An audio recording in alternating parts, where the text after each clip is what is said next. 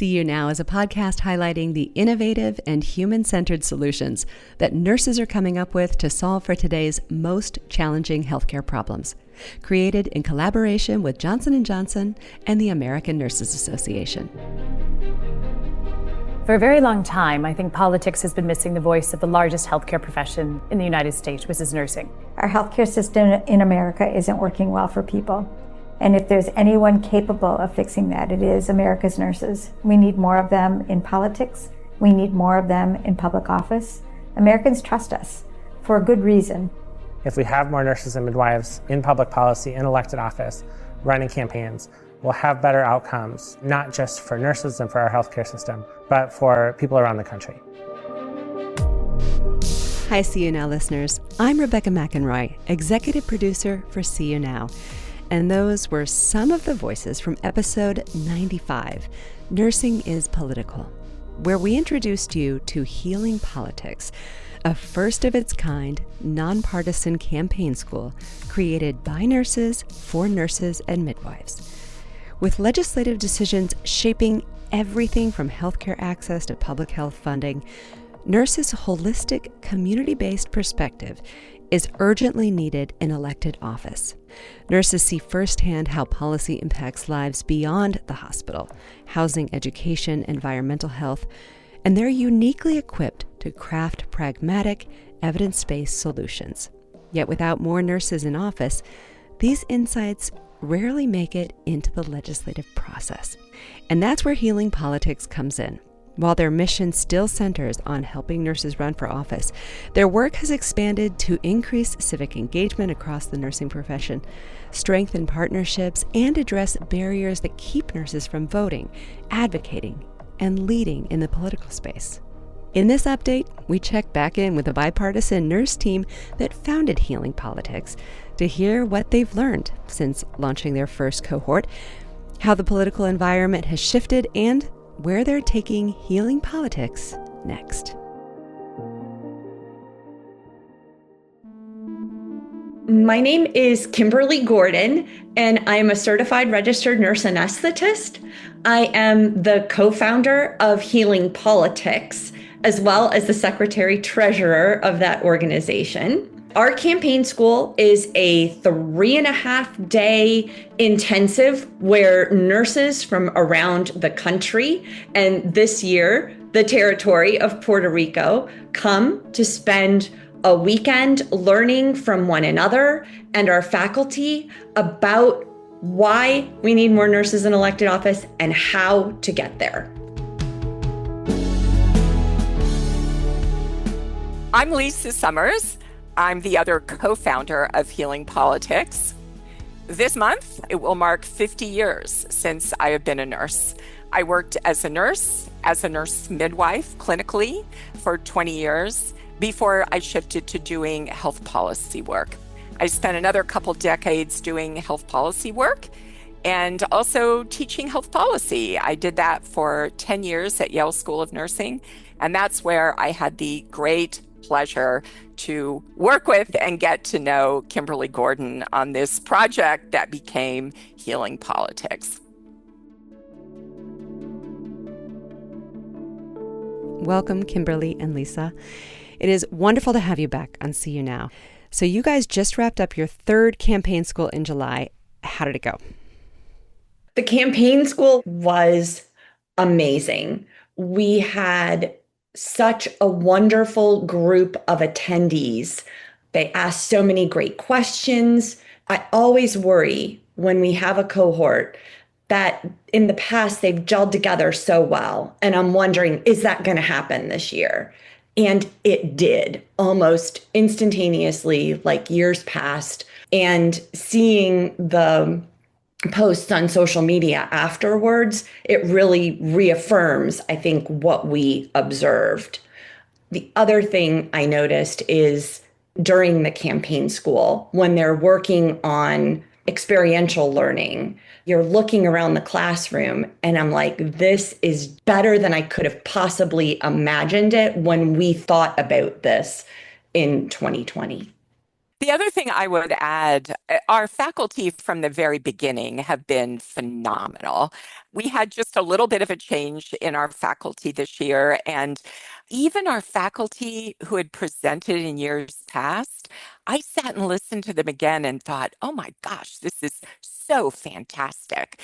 They are so good at taking their expertise in campaigns and elections and giving our participants good general knowledge that they would get in any campaign school, but they speak nurse. They know nurses, they know how to apply it to nurses, they interpret the questions because they know nurses. I've often said it's our goal to get nurses in elected office. And if they do that by going to any one of the hundreds of campaign schools in the country, that's fantastic. But it was a reminder that a campaign school developed by nurses for nurses really has an important role to play.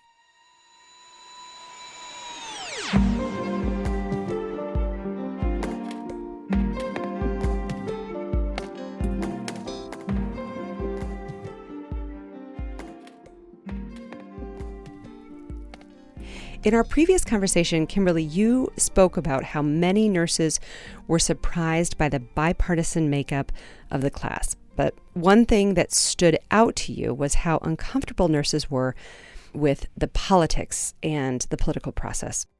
Let's play a clip from that episode. This is from See You Now, episode 95, Nursing is Political. So there was a lot of discussion in the campaign school about politics, but only as it related to negative politics. A nurse had come up to me at one of the breaks and said, I honestly have no idea what the partisan makeup of this room is. I don't know. And I love that I don't know that. The one thing that was very interesting is everybody in that room, when they walked through the door, understood that nursing is political. Like that was something that everybody walked in the room with, or they wouldn't have applied and come to the campaign school. They understood that they needed to learn more about how to get there themselves. So politics wasn't an issue. Negative campaigning was an issue. Money in politics was an issue. And we did some education, not just around how to fundraise, but we talked about all of the different avenues that are available to you, all these different types of ways that candidates raise money. Now that, I will say, many nurses didn't feel good about that at all. That was from episode 95, Nursing is Political. So how have you been navigating the conversation of politics versus policy since you began this work? Lisa? I would say for me, one of the most striking differences between when we started this work and now, sort of the evolution in what I've seen, is realizing, appreciating the difference between policy and politics is becoming ever more important to me. So I've been trying to think of ways to make that difference clear and understandable. And one of the nurse legislators that we talked to early on used the analogy of a train. And she said that the policy is like the cargo on the train. And I sort of added to that in my thinking, oh, and as nurses, we're really good at wrapping up that policy. You know, we can write white papers and have our talking points about the policy. The politics are the train track. And that cargo has to be on a train track getting to its destination. And I think as nurses, we're super comfortable with the cargo, but we really shy away from the train tracks. I think of this as policy defines what we'd like to see done. And politics is the process of if it gets done and how it gets done. Everybody sitting in that room has a policy reason why they're there, whether that be insurance or healthcare or nursing practice in their state, the environment. There are many policy reasons that bring them there, but we're not there to talk about governing and how we get that policy done. We're there to talk about how we get them into office so they can work on that policy by giving information about how to fundraise, giving information about how to identify your voters, how to get your voters to the polls, how to message to your voters, how to run as a nurse. Those are all things that we're focused on. We're not focused on what happens once you get there because we feel like nurses have a pretty good grasp on that. But getting there, that piece, that laying the track, moving down the track, that's what we focus on. And to go back to what Lisa said about the room and having nurses in that room, we had discussions around things that are really important to nurses. Things about calling yourself doctor and other issues that we had really long discussions about. And then we might have a candidate or a legislator stand up and say, we in nursing are concerned about that. The public isn't concerned about that. But here's how you use that in a campaign. So it was really a great way to put things in perspective and keep moving down the tracks.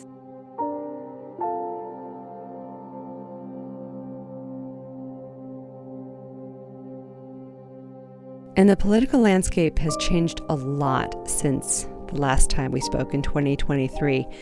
How did that play out this year? The difference in our political environment and the political discourse when this first episode aired and today, I think we would all agree on both sides of the aisle that sadly we're in a very hyper-partisan state. And I think that discourages a lot of people. Just looking, for instance, at the percentage of eligible voters who didn't vote in the 2024 election. If eligible but didn't vote had been a political party, it would have won the 2024 election. So there's a lot of apathy. People are just turned off. And so one of the things I heard this year, which isn't new, but maybe a stronger draw for nurses to get engaged, is that understanding that as nurses, we talk to all kinds of people from all walks of life, often in the very worst moments of their life. We walk into a ER room, a hospital room, an exam room, and we don't ask if people are Republicans or Democrats. We address their needs and figure out how we can most effectively communicate with them. That's something that I heard from nurses, that I see that the skills that I have as a nurse could in fact be applied very productively in this environment where I think we all would like to have more civil conversation. We'd like to disagree without being disagreeable. And what I heard from many in that group, and I hear this from nurses even who don't want to run for office, but want to be more politically engaged, that they believe that that perspective that they have, that viewpoint, you see all kinds of people. And I think that makes us really effective. And I just hope more nurses will bring those skills to bear, whether it's running for office, encouraging people to vote, just getting more civically engaged.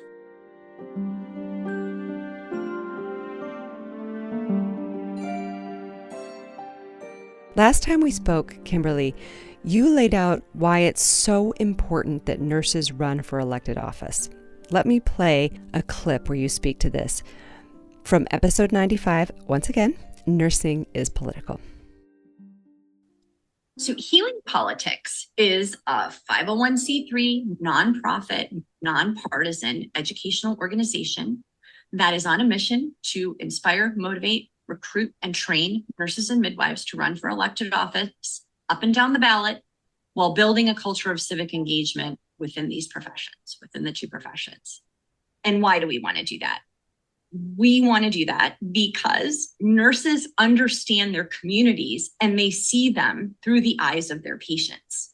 We understand the social determinants of health because our patients struggle with those in our communities. We know what our communities need, and we are uniquely qualified to get those things done with the skills that we bring to nursing, the data-driven decisions, negotiation, conflict management, meeting people where they are, listening, communicating. We have all of these skills that if you said what would be ideal skills for a legislator, you would list off exactly what a nurse is. So we want to take those skills and help nurses understand how important it is for them to put those to work in the public arena, whether it be serving an elected office, running for elected office, helping a nurse run for elected office, or just being more civically engaged. Kimberly, in that clip, you hinted at the end that even if nurses don't run for elected office, it's still very important that they're civically engaged.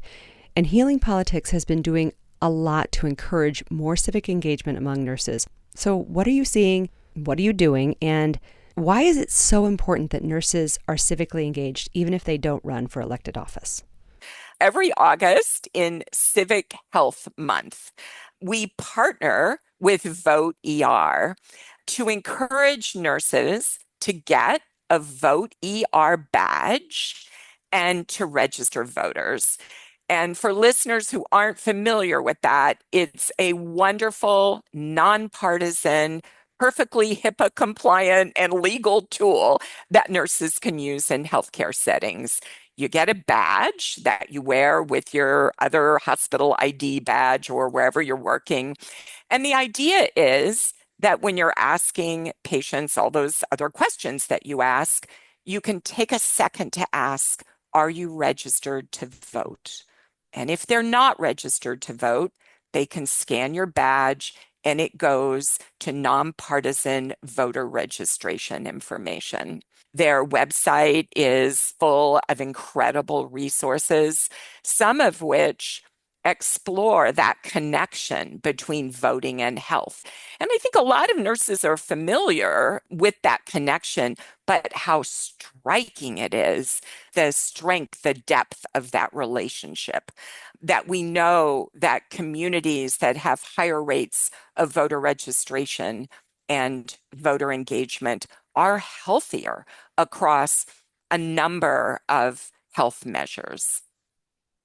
So we have worked on getting nurses more civically engaged through the partnerships that we create. As Lisa mentioned, we partner with Vote ER. We partner with Power to the Polls to help nurses understand that they don't have to participate in a partisan way. Helping people vote, we need that too. We learned that after COVID, and that is still the case. Things like understanding new voting measures, like our partnership with Fair Vote, and looking at ranked choice voting. That's a really big issue in some states now. What are the pros and cons of that? And helping people understand that if you live in a community where you vote using ranked choice voting.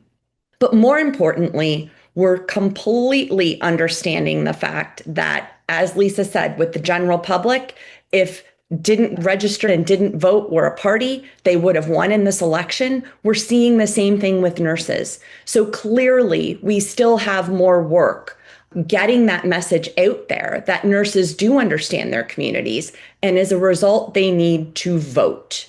So we have work to do. And in many instances in North Carolina, candidates won by hundreds of votes. So voting does matter. You hear, my one vote doesn't matter, but you multiply that by 100 or 200, and that's what swings an election. when you think about if every nurse in a district voted, or if every nurse in a state voted for a ballot measure, there are things that we can do just by entering a voting booth that make a difference for health in our communities. You don't have to run a nurses campaign. You don't have to run for office. But we do want all nurses to be civically engaged because of the knowledge that you played in that clip. The knowledge and skills that we have make us very educated voters. Kimberly talked about races being won by, a couple of hundred votes. What I've been struck by is the number of races, particularly very important local races and state legislative races that have been won by 34 votes or 41 votes. And, I think that's another point that's important to make. We focus a lot during presidential years on our presidential election for obvious reasons. And now there's actually a lot of focus on the midterms, but we have really important local races and state races. And the more you pay attention to politics and something like, what's the city health department budget in your city? Or the county health department budget in your city, you will realize how not only those things that we think about locally, the potholes and the things that impact our neighborhoods, but health-related issues that are decided at the local level. And most of the time, the people making those decisions about how budget dollars are spent on health in our cities, our counties, our states, they have no background in healthcare. And obviously, nurses can have an impact on education policy and all kinds of policies. But when it comes to health, how valuable to have a nurse sitting at the table when those budget decisions are made.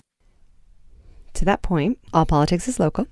We've talked about engaging nurses on the national level, but maybe talk a little bit about your state-based strategy and how you're implementing that. Yeah, I'm really excited to talk about this because I think it has the potential to really scale up the work that we're doing. We're certainly aware and have been how important state laws, policies, state environments are. But we've really begun to think in the last year or so that in order to reach this goal of increased representation of nurses in office, that the strategy for making that happen has to happen at the state level. We're identifying liaisons in the states who can bring together a group of nurses who are interested in this, organizations, individuals, and develop a state-based strategy.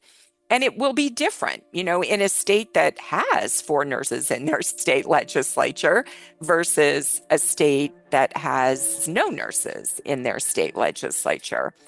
The goal here is to use that enthusiasm that we've seen from nurses all over the country to expand our visibility and expand this mission and empowering nurses in the states to connect with one another, to connect with their political leadership, to strengthen the partnerships that are already there and lay the groundwork for increased representation up and down the ballot.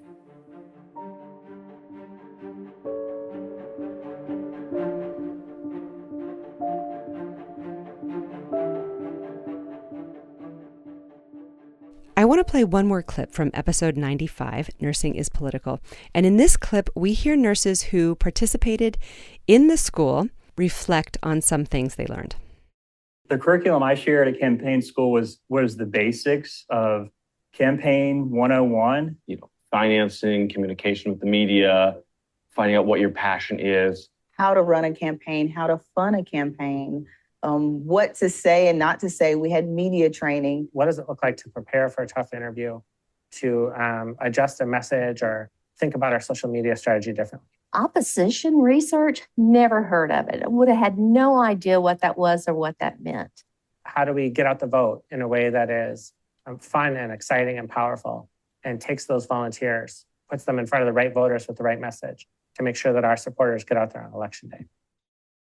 That was a clip from episode 95 after one of your first campaign schools. How has your educational strategy evolved since then? For me, when I listen to those, and that's so wonderful to listen to those clips, I'm not sure that we changed a lot about the curriculum of the intensive 3 days at that campaign school. I think what's evolved over the last couple of years is understanding that there's a large group of nurses out there that are intrigued by this idea of a maybe run for office, but have said to us, I don't even know the right questions to ask.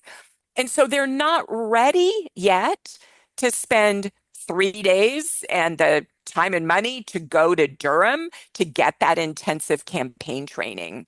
So what we've put together since the first episode when we talked to you was this program, So You're Thinking of Running for Office. And we've done a shorter version and a longer version, a shorter virtual version for 90 minutes, and then a day-long program that really focuses on what are those questions you need to ask yourself before you make a decision to run for office. And some of it relates to what you heard in that clip. What would you find on your social media if you went to go scrub that? How comfortable do you feel talking to the media? Have you had media training? Do you feel comfortable talking to the media? That sort of thing. But also questions like, well, what office would be right for me to run for?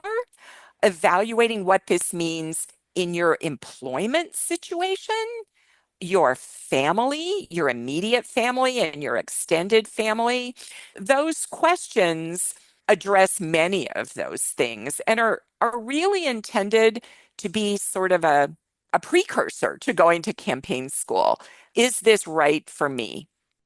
I would add to that the political piece. How is a party organized from precinct to county to state to national? And things like, where do I find voter information? How do I find who voted in the last election?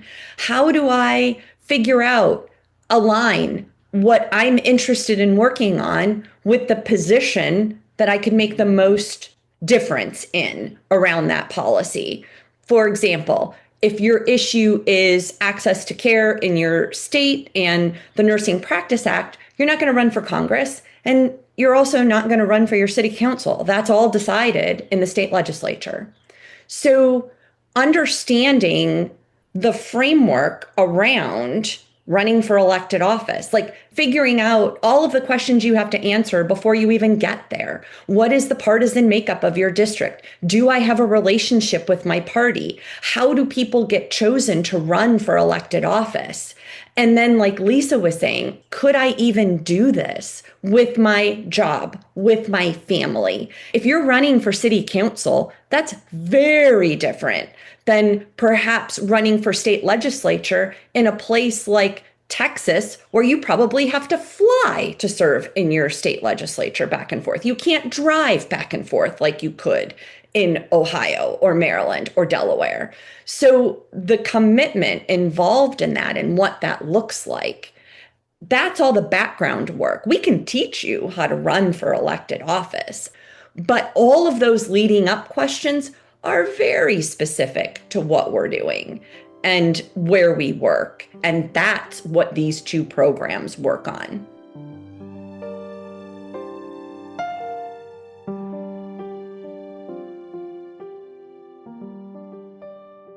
When it comes to the media and media strategies and getting these stories and messages out there, talk about why it's important to engage the media. Media and interest in nursing and getting them involved in what we're doing would be great if the media were interested. We at the campaign school last year were approached by a freelance reporter who wanted to come and report on the candidate school for nurses and midwives in 2024.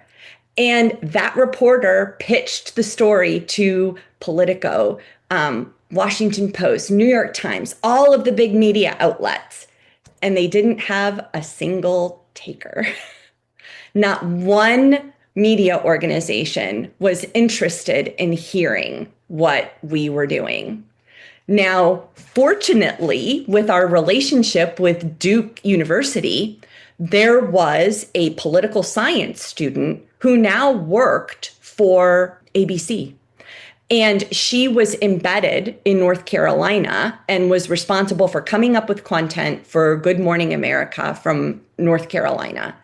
And she featured us on Good Morning America that year. But it was so disheartening, especially because when our freelance journalist couldn't get anybody to pick up a story about nurses running for elected office, they've run countless stories about physicians running for elected office.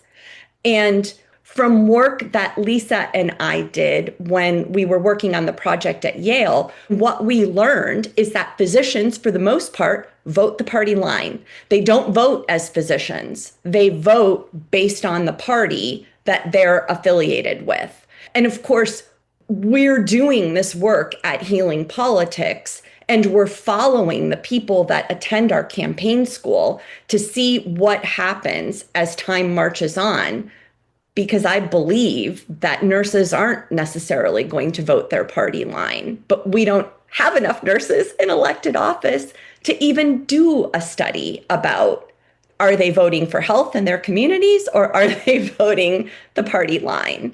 So I think it's so fascinating that while the general public finds nurses the most ethical, the most trusted, but when push comes to shove, are we respected and viewed as people who can make a difference in elected office?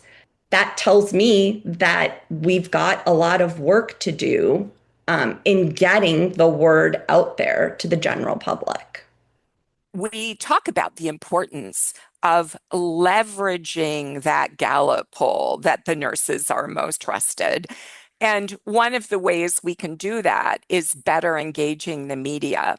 At George Washington University, there's a wonderful Center for Health Policy and Media Engagement. And nurses can go to their website and read about the Woodhull study, which looks at the degree to which the media uses nurses as experts in their stories. And there are some very good examples of how the media can be better engaged with nurses, but also what can nurses do to better engage the media? How can we be better at that?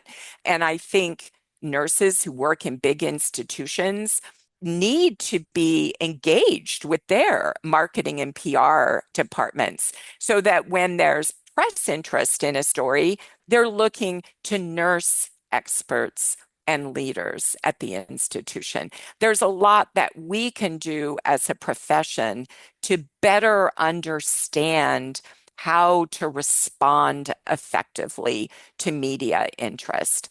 Certainly, it's a big piece of what we do at the campaign school, but I think every nurse can think about how they can best engage media. And I'd like to add to that, Rebecca, I love the fact that you titled that first episode, Nursing is Political. And I just wanted to comment, particularly in this environment, about that word politics and the fact that it's such a turnoff for so many people. And we're working really hard to reframe that. And what we want nurses to think about when they think about politics is that it's just another word for our form of governance. We are a democracy. It is by the people, of the people, for the people. That's what politics is. And so We don't want people to be turned off by that. We want people, nurses in particular, to say, how do I engage in strengthening my democracy, my form of government in this country? We're not coming from two polarized directions. We're coming from what's possible. Understanding where we are in our legislature, where we are in the policy issues we're working on, and how can we bring people together to get things done. That's how nurses work. Perhaps the best illustration of this is with our nurse faculty at the campaign school. We have 2 faculty who are with us this year for the 3rd time. Both state senators. One is a Republican, the other one is a Democrat. And one of the things they do at the campaign school so beautifully is model the fact that for most of us, and you wouldn't necessarily think this reading the headlines every day, but for most of us, there's more that brings us together than separates us. And when these 2 nurse legislators talk about their work, it becomes really apparent. Or as Gail Adcock from North Carolina says, she doesn't work across the aisle, she lives in the aisle. Every nurse, every midwife listening to this, you have everything you need right now to be civically engaged, to get out there, evaluate candidates and vote, to be involved in your professional organization, to advocate for your patients. You do it every day. And we, with our experience and our skill set, have way more to offer than many other professions who are serving an elected office right now. So do not let that stop you. In fact, embrace it and join us. Join us whether you want to run for elected office, whether you want to help nurses who run, or you simply want to be more civically engaged.